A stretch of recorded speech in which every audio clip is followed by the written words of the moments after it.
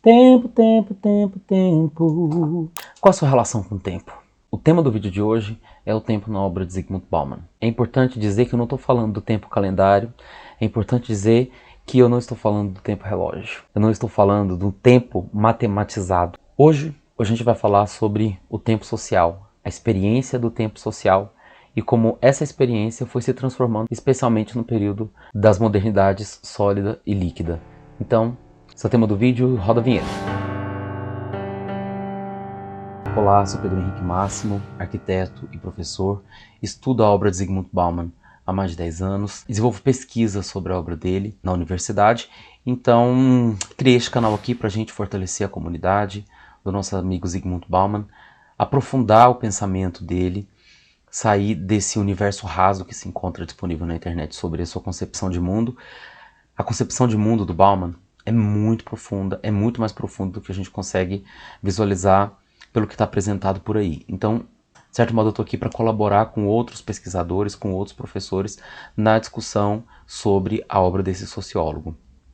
E para isso criei a comunidade aqui no YouTube, lá no Instagram, Meu Amigo Bauman. Então, te faço o convite para se inscrever aqui no canal, curtir o vídeo, comentar sobre suas dúvidas, interesses, especialmente sobre o assunto do vídeo de hoje, que é o tempo na obra de Zygmunt Bauman. Então, bora pro vídeo. O tempo na obra de Zygmunt Bauman é um tema bastante difuso. Ele não se encontra necessariamente condensado numa única obra, embora o Bauman tenha Tempos Líquidos, que é uma obra muito importante do processo de construção da ideia do mundo líquido que ele constituiu ao longo da primeira década do século XXI. Mas eu vou usar esse livrinho aqui para o nosso vídeo de hoje, Vida para Consumo, que é um livro que ele publicou em 2007, que foi traduzido pela Zahar aqui no Brasil e publicado em 2008. É um livro, eu diria, um dos livros mais seminais da obra do Bauman, porque aqui existe uma síntese muito poderosa e que, de certo modo, uma obra que antecedeu a crise de 2008, né? A publicação original era em 2007. Então, é um livro que já meio que fez ali uma constatação sobre o que estaria por vir com a crise do crédito 2008-2009 nos Estados Unidos e na Europa e depois, posteriormente, no mundo todo. E por que esse livro? Porque aqui existe uma compreensão muito clara, muito objetiva das fases que o Bauman tentou sintetizar na construção de tipos ideais, associando a relação do tempo com o tipo, padrão, organização social que se encontrava nessa relação, nessa dimensão do tempo. Então, o primeiro tempo que a gente vai conversar adiante é o tempo cíclico. Ele era característico das sociedades agrárias, pré-modernas e do início da modernidade. O segundo tipo de tempo que a gente vai conversar é o tempo linear, característico da sociedade de produtores e do maior período de desenvolvimento da modernidade e do capitalismo. E o terceiro tipo de experiência do tempo é a experiência da sociedade de consumo com o tempo pontilhista. Então, esses três tipos de organização social e da sua relação com o tempo estão trabalhados aqui no primeiro capítulo do livro Vida para o Consumo e a gente vai conversar sobre eles agora. O primeiro é o tempo cíclico, que é característico das sociedades agrárias, das sociedades pré-modernas e do início da modernidade. Então é possível encontrar esse tipo de relação com o tempo até aproximadamente o século XVIII e XIX, mas de modo bastante desigual. À medida em que algumas sociedades se industrializam, a relação com o tempo muda e a gente vai ver isso um pouco mais adiante. Mas o tempo cíclico ele tem a ver com uma relação muito intensa e profunda entre o homem, a sociedade e a natureza. Então o tempo se dá basicamente a partir da observação dos ciclos do clima, dos ciclos das estações, da duração do dia, das épocas chuvosas e das épocas secas. O tempo cíclico ele observa como a própria natureza vai se constituindo e o homem vai se adaptando a esse processo, utilizando-se desse processo para que, enfim, produza e consuma. Então, esse é o período em que o consumo serve à vida, né? Ele serve à vida individual e coletiva. E os ciclos de produção, como eles estão diretamente envolvidos com o ciclo da natureza, dependendo, obviamente, do lugar onde se encontra, é possível encontrar produções sazonais, produções baseadas nas estações, e a experiência da produção, a experiência do consumo e a experiência da colheita, do cultivo, estão muito vinculadas a essa dimensão do tempo que é cíclico.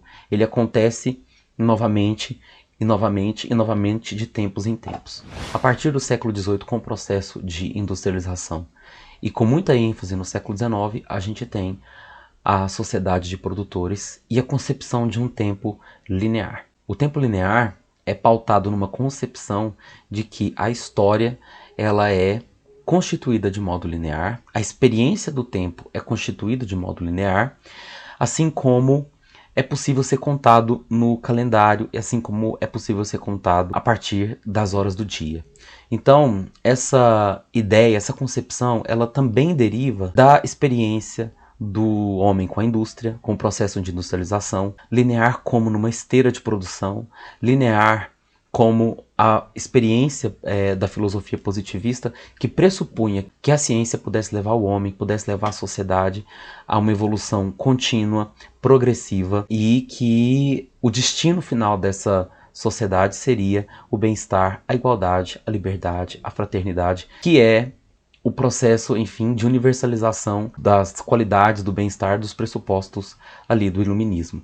Então, esse período da percepção do tempo linear, ele dura de meados do século XVIII, em algumas sociedades como a inglesa e a francesa, até o início do século XX, ali por volta do período pré-Segunda Guerra Mundial, em que ele, de certo modo, já ganha notoriedade não só na Europa, não só nos Estados Unidos, mas em praticamente todo o mundo urbanizado.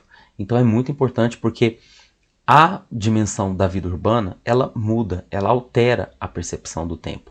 O trabalho industrial serve à indústria, né? Ele serve ao processo de produção em larga escala e muito diferente do tempo da produção que era vinculada anteriormente aos ciclos do clima, às estações do ano e daí por diante. Então, essa sociedade que vivenciava o tempo linear era a sociedade que o Bauman chamou de sociedade de produtores. E o consumo da sociedade de produtores era pautado numa ideia de segurança. Então era um consumo baseado na acumulação e basicamente a partir da renda que se adquiria. Até mesmo o consumo deveria ser planejado e organizado, seja pelo Estado e seja também pela sociedade, para garantir, de certo modo, uma segurança. Nesse sentido, os produtos também duravam mais na sociedade de produtores. Os objetos que eram comprados, carros, eletrodomésticos, nesse período, ali, especialmente no início do século XX, eles tinham uma duração muito longa, eram produtos que davam essa sensação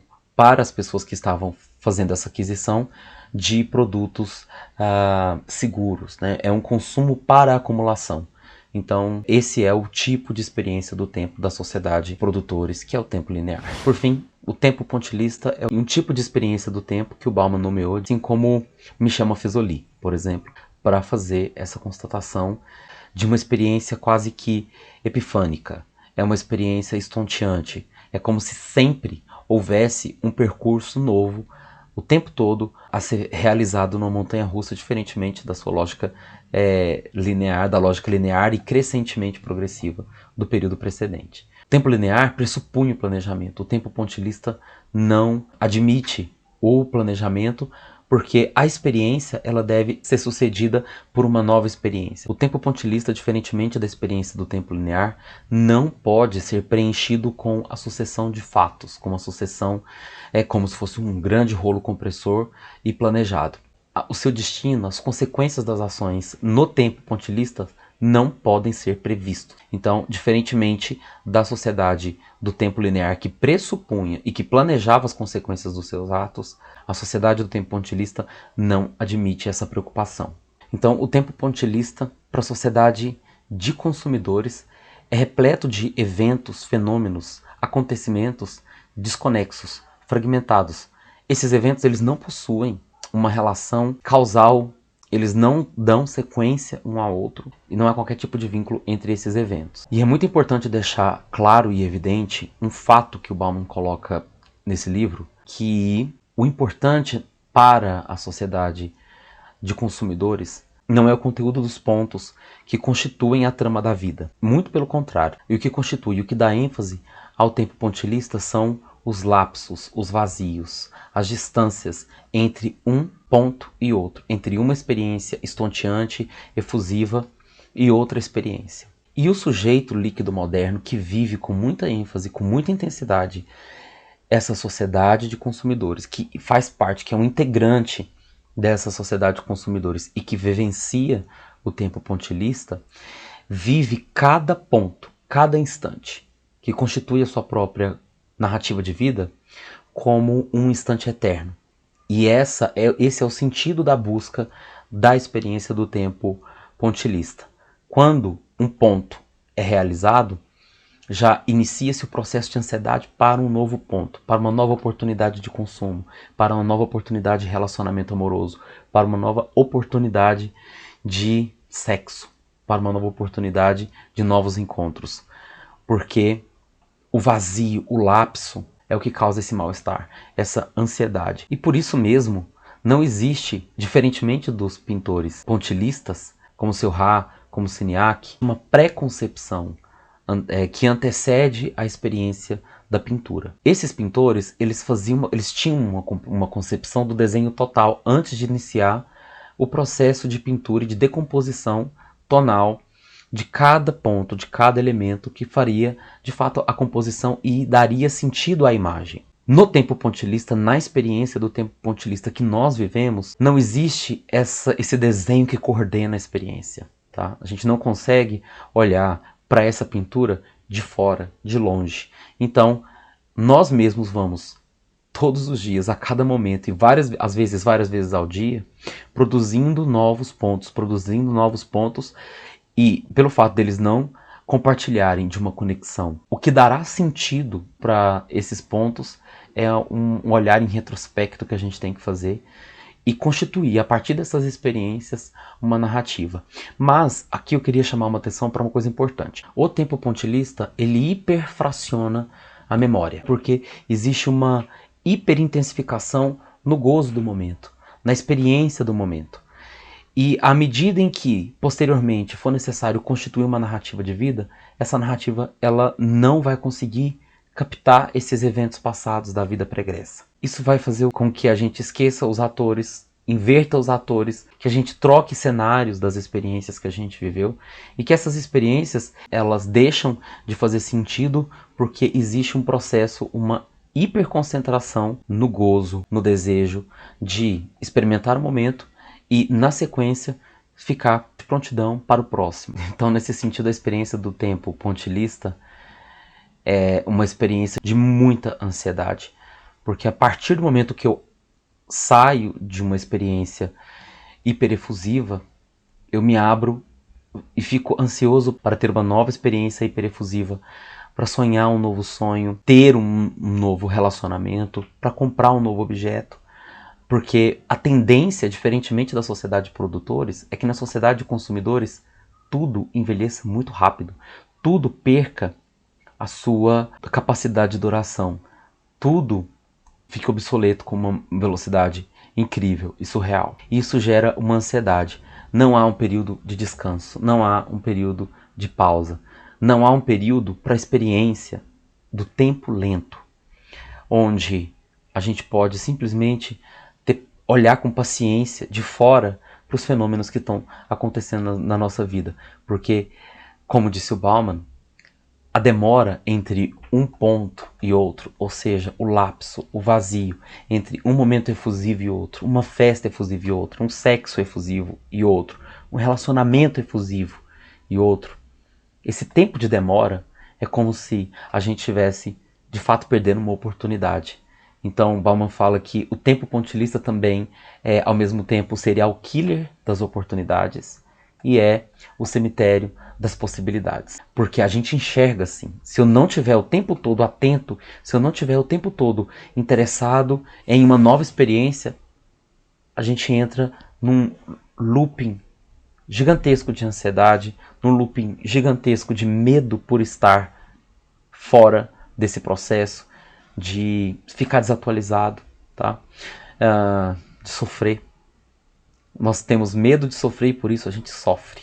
Então a experiência do tempo pontilhista, ela pode parecer um pouco ou demasiado interessante por conta da excitação que ela produz, por conta, enfim, da intensidade que ela evoca, mas por outro lado também ela gera um desgaste físico e mental muito intenso. E daí vem ansiedade, a autodepreciação, porque a gente não dá conta de acompanhar o ritmo do desejo e da experiência do desejo que o tempo pontilhista nos impõe, quer que a gente gostaria que vivesse. E daí vem algumas questões, alguns transtornos, algumas doenças, entre elas, por exemplo, o burnout, que é o esgotamento máximo do nosso corpo, o esgotamento máximo da nossa capacidade mental, em que o próprio corpo ele diz, está na hora de parar.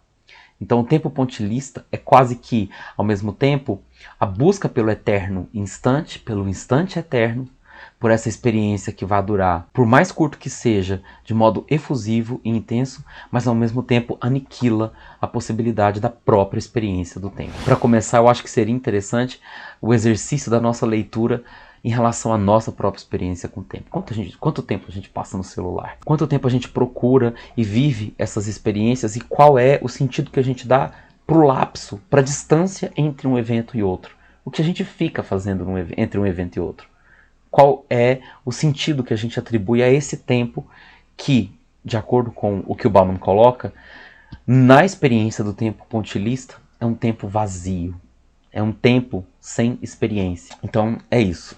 Eu quero agradecer por você ter assistido esse vídeo até aqui. Espero de alguma maneira que seja claro. Eu sei que ficou um vídeo teórico, mas esse é o sentido mesmo desse vídeo. Para que a gente posteriormente consiga conversar um pouco mais sobre os desdobramentos dessa experiência do tempo na nossa psique, na nossa vontade, no nosso comportamento. E eu espero de verdade que esse vídeo traga uma reflexão sobre o modo como nós estamos construindo a nossa experiência do tempo, se nós estamos produzindo uma experiência própria ou se a gente está reproduzindo uma experiência que todo mundo ao redor, ao nosso redor, também reproduz. Então é isso. Não deixe de curtir esse vídeo, fazer um comentário sobre o que você achou sobre esse conteúdo e te vejo no próximo vídeo. Então até lá, até mais. Poder para vocês.